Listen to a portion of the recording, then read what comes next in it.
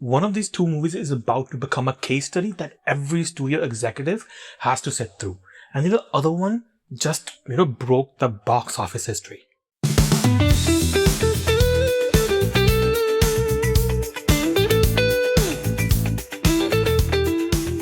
This year, two studios placed almost the exact same bet on a superhero movie in the exact same brutal box office climate. And, only one of them actually, ended up being, as happy as they did, right? And one of these bets was, Marvel and Sony Spider-Man Brand New Day. The other was DC's, Supergirl Woman of Tomorrow, right? Both movies dropped this year, right? Like both basically cost like a fortune to make, like a small fortune to make, right? And both of them were like about to, walk into the most unforgiving box office climate this genre has ever seen, right?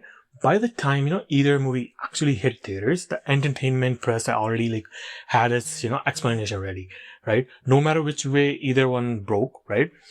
Superhero fatigue is finally getting Hollywood. That headline was like loaded ready before a single ticket was even sold, right? It turns out like to be like almost completely wrong. Like I've talked about this before as well because, whichever way this actually went, right? One of these studios was about to learn a very, very expensive lesson, right? And the real reason, goes back even further, right? Like even further than either movie's, opening weekend, right? Further than the movie's script, all the way back to how each of one was like set up in the first place, right? So let's get back to the start, right? So let's talk about Supergirl first, right?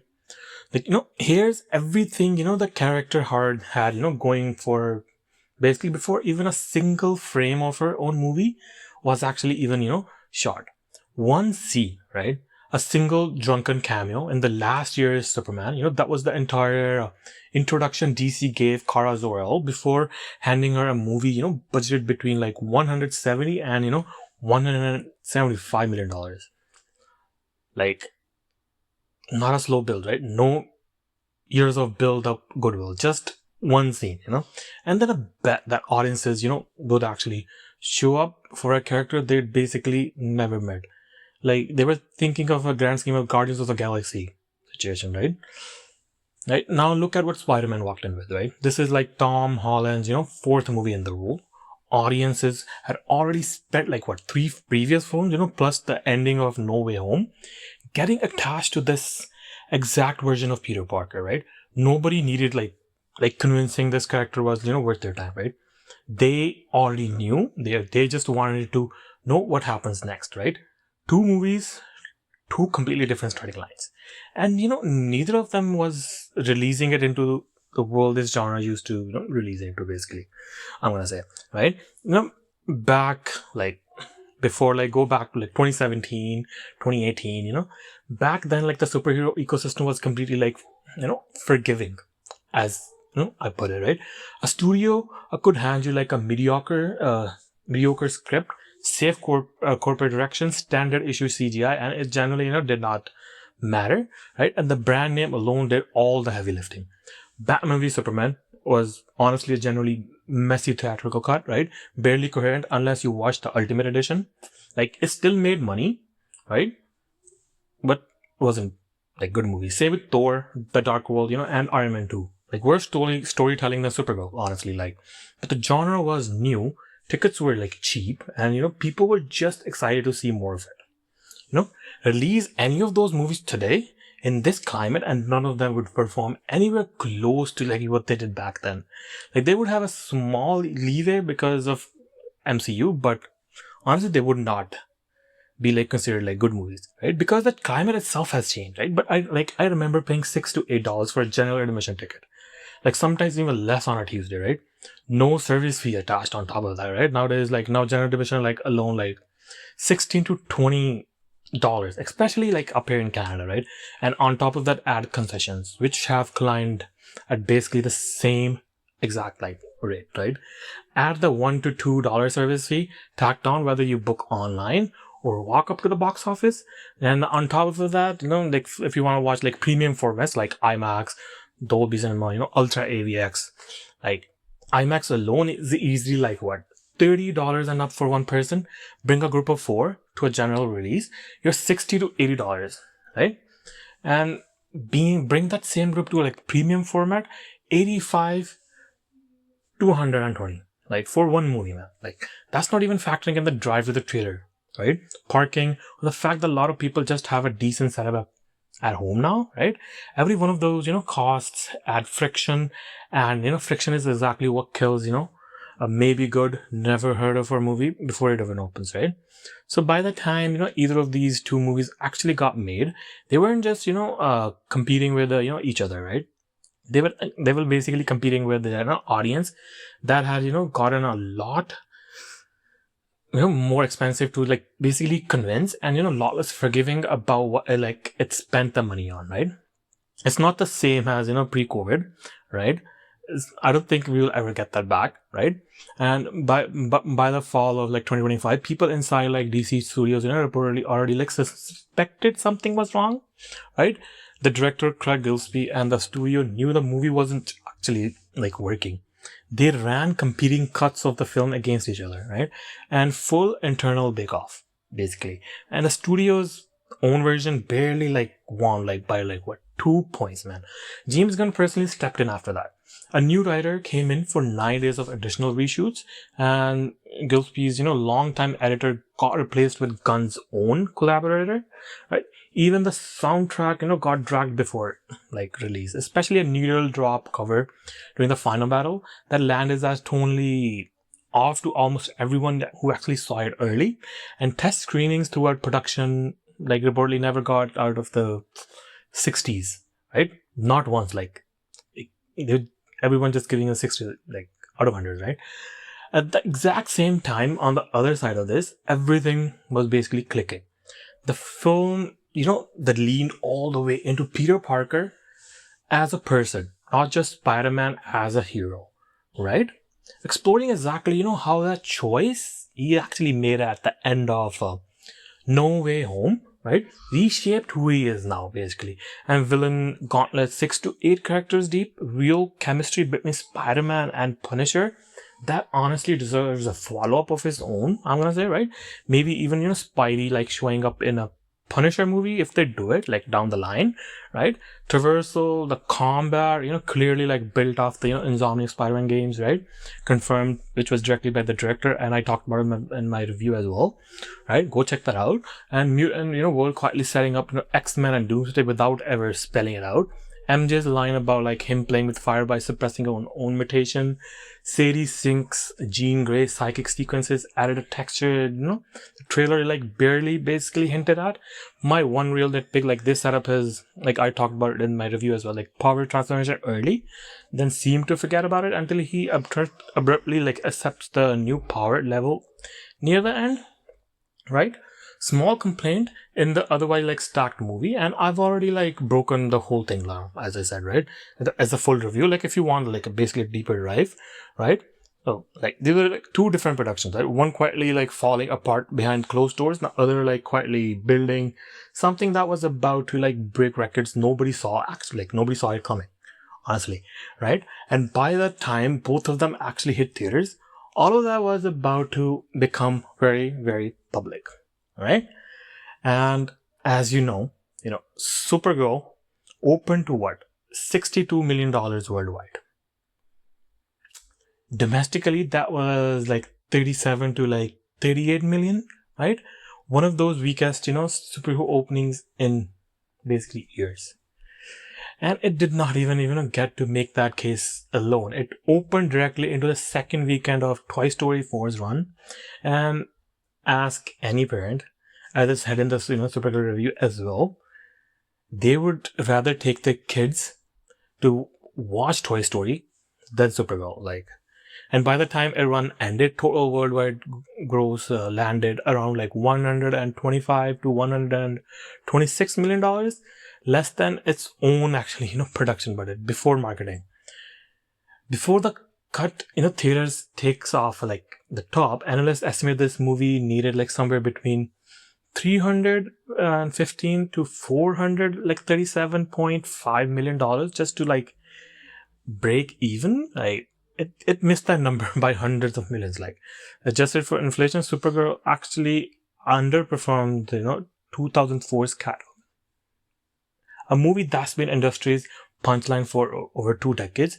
This is now officially the biggest box office bomb in DC's entire history. And projected net loss for like 200 to $245 million. Yeah. And yeah. And Spider-Man Brand New Day did the exact opposite of all of that, right? Thursday previews alone made $72 million. Like Thursday previews, breaking the previous record that held by Avengers Endgame, right? Opening day landed around like what, 168 and $269 million, another record past like Endgame. It crossed 500 million domestically in 7 days. The fastest any movie in history has ever done that. 10-day domestic total, $655.1 million, ahead of where Endgame sat at the same point in its run.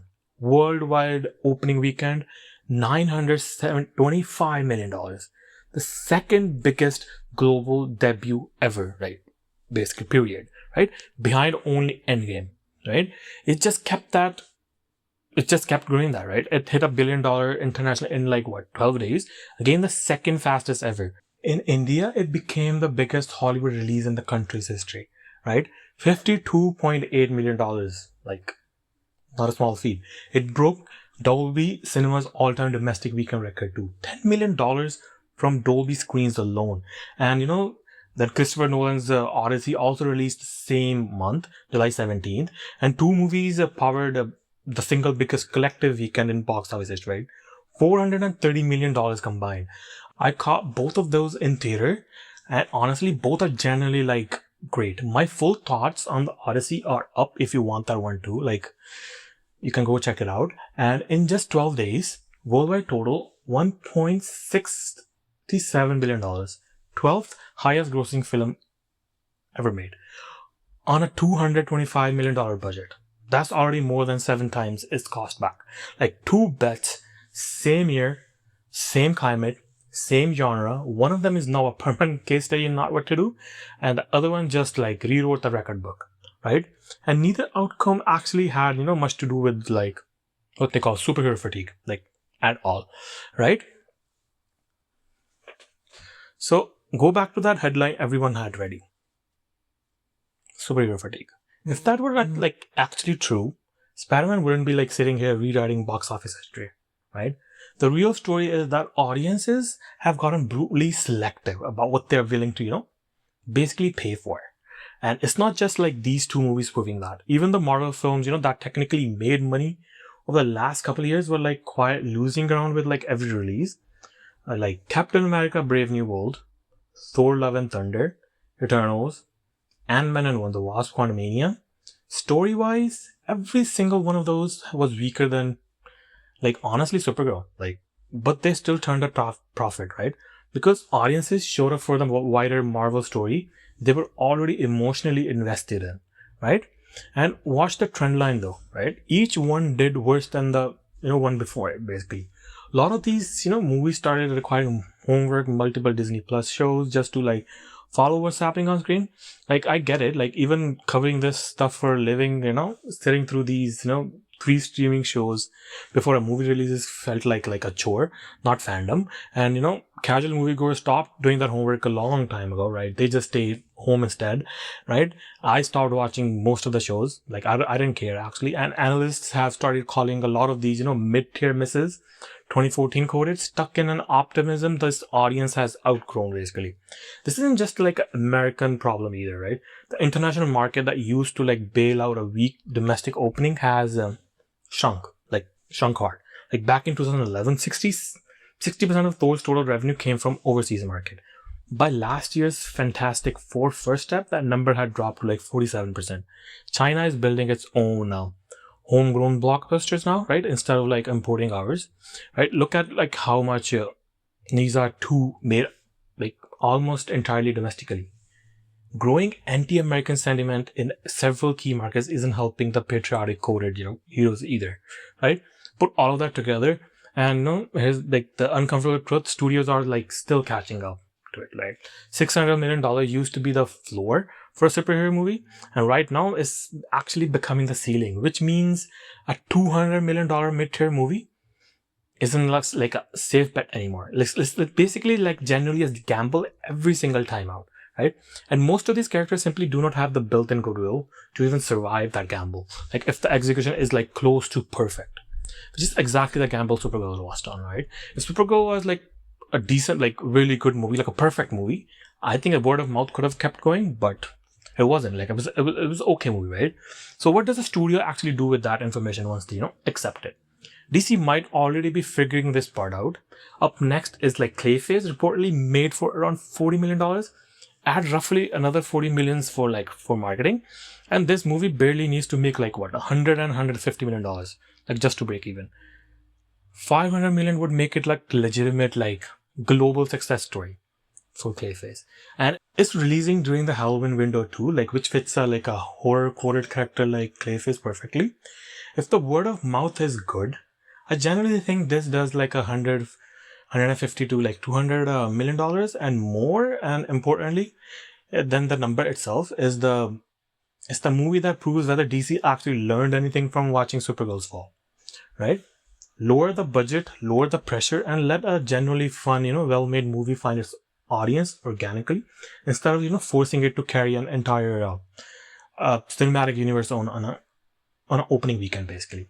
And so here's the actual truth, like sitting underneath both of these stories.